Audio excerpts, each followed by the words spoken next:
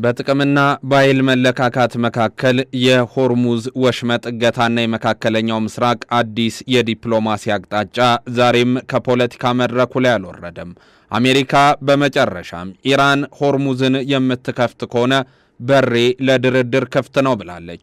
ኢራን በበኩሏ እንደ ትልቅ የመደራደሪያና የጦርነት ሜዳ እየቆጠረችው ያለችው ሆርሙዝ በዓለም ላይ እያደረሰ ያለው ስቃይ እንዲያበቃ አሜሪካ በምድር የምታደርሰውን ጥቃት እስራኤልም በከተሞቼ የምታደርሰውን ውድመት ታቁም ስትል እንደ መደራደሪያ አቅርባለች። ለመሆኑ ይህ ድርድር ይሰምራል? የሆርሙዝ መዘጋትስ ምን አይነት ቀውሶችን እያነባበረና እያስከተለ ነው የሚለውን በዛሬው ዓለም አቀፍ የትንታኔ ዘገባችን ተመልክተናል። አማኑኤል ጀንበሩ ነኝ።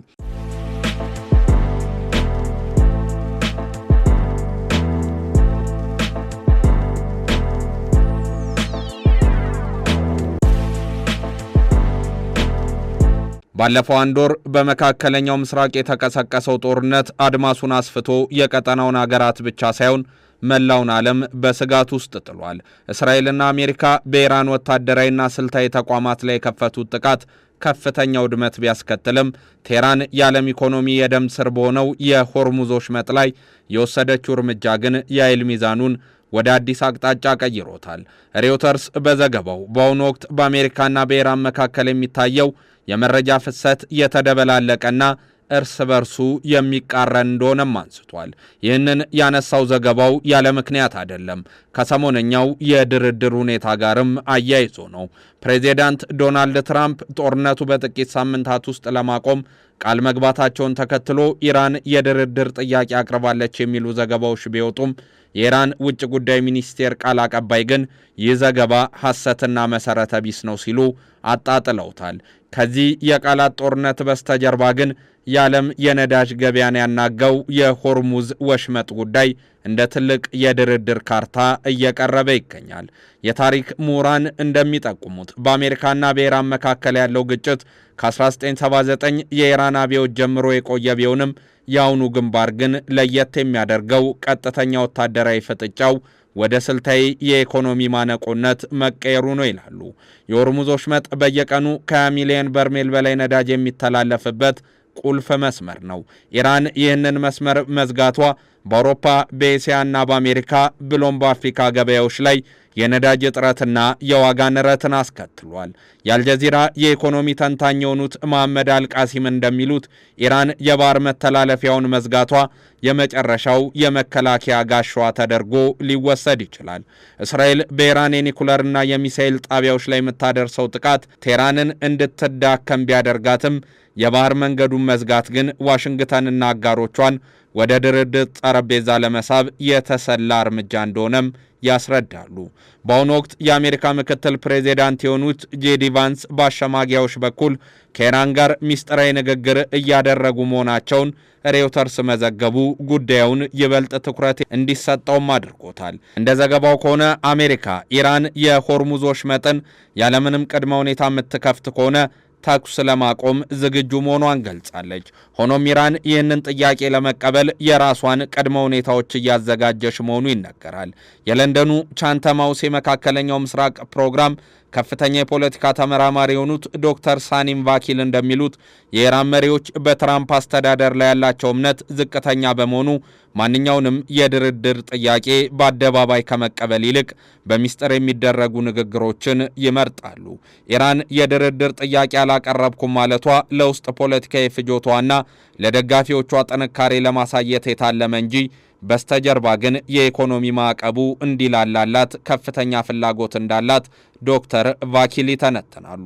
በሌላ በኩል የእስራኤል አቋም ከዋሽንግተን ጋር ሙሉ በሙሉ የሚገጥም አለመሆኑ ሁኔታውን ውስብስብ ያደርገዋል።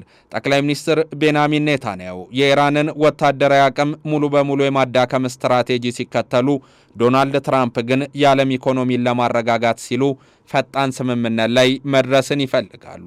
ታዲያ በእስራኤል የመከላከያ ሚኒስቴር ውስጥ ያሉ አንዳንድ ባለስልጣናት የሆርሙዝ ወሽመጥ መከፈት ለኢራን ትንፋሽ እንደሚሰጥ በማመን ስምምነቱ ከመደረጉ በፊት የኢራን ያጸፋ ጥቃት አቅም ሙሉ በሙሉ ማክሸፍ አለበት የሚል እምነት አላቸው።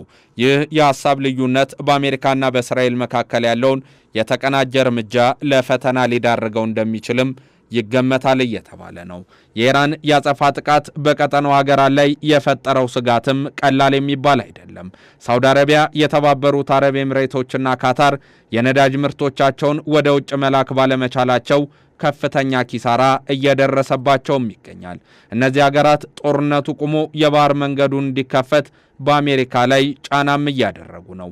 የዓለም አቀፉ የኃይል ኤጀንሲ IEA ባወጣው ሪፖርት መሰረት የሆርሙዝ ወሽመጥ ለተጨማሪ 2 ሳምንታት ዝግ ሆኖ የሚቆይ ከሆነ የዓለም የነዳጅ ዋጋ በአንድ በርሜል እስከ $150 ሊደርስ ይችላል። ይህ ደግሞ በታዳጊ ሀገራት ላይ የዋጋ ንረትን ከማስከተሉም በላይ የዓለም ኢኮኖሚን ወደ ድቀት ሊያመራው ይችላል። ታዲያ ቴህራን እስራኤልና አሜሪካ የቀጠናውን ሰላም አዋኪዎች አድርጋ መፈረጇን አላቆመችም።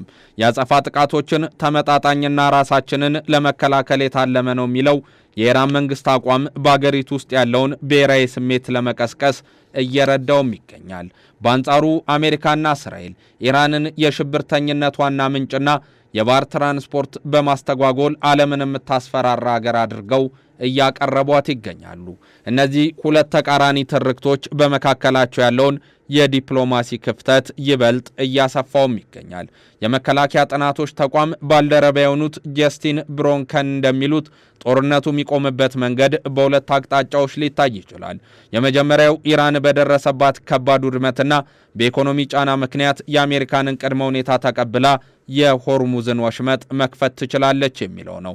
ይህም ለትራምፕ ትልቅ ዲፕሎማሲያዊ ድል ይሆናል ብለዋል ተንታኙ። ሁለተኛው ግን ኢራን አሁንም ጥቃቷን በመቀጠል አሜሪካንን ወደ ረጅምና አድካሚ ጦርነት በመሳብ የዋጋ ንረቱን ዓለምን እንዲያስማርር ማድረግ ነው። ይህ ደግሞ በትራምፕ አስተዳደር ውስጥ ተቃውሞን ሊቀሰቅስ ይችላል የሚለው ሁለተኛው የቢዮን ስጋታቸው ነው።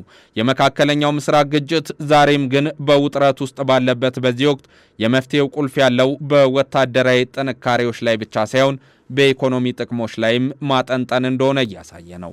የዲቫንስ የሚመሩት ሚስጥራዊ ድርድር ውጤት ካመጣ በሚቀጥሉት ጥቂት ሳምንታት ውስጥ ተኩስ የማቆም ስምምነት ሊደረስ ይችላል። ይሁን እንጂ የኢራን አልተደራደርኩም ባይነትና የእስራኤል ጥቃቱን እቀጥላለሁ የሚለው ጽኑ አቋም ጦርነቱ በቀላሉ ማይቆም መሆኑን ጠቋሚ ተደርገው እየተወሰዱ ነው። ዓለም አሁንም አይኖቿን በሆርሙዝ ወሽመጥና በዋሽንግተን ቤተ መንግስት ላይ አድርጋ የነዳጅ ዋጋ መረጋጋትና የቀጠናውን ሰላም ትጠብቃለች።